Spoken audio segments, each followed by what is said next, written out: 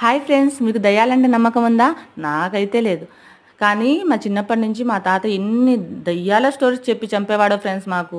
ఒకరోజు అర్ధరాత్రి మా తాత పొలంలో నీళ్లు పట్టి ఇంటికి నడుచుకుంటూ వచ్చేవాడు. ఆ రోజు ఆయనకి ఎవరో వెనకాల నుంచి పిలిచినట్టు సౌండ్. ఎవరా అని వెనక్కి తిరిగి చూస్తే ఎవ్వరు లేరు. మళ్ళీ కొంచెం దూరం వెళ్ళినాక మళ్ళీ అదే అరుపు. అప్పుడు ఎవరా అని నిలబడి చూస్తే దూరం నుంచి ఒక మెరుపు అగ్నిగోళం లాగా ఆయనకు కనిపించిందంట.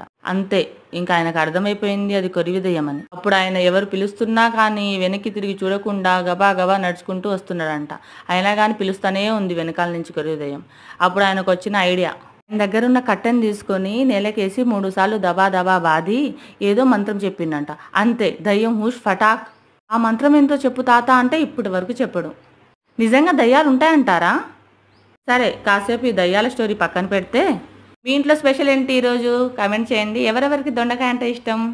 ఓకే ఫ్రెండ్స్, ఉంటా ఫ్రెండ్స్, బాయ్ ఫ్రెండ్స్.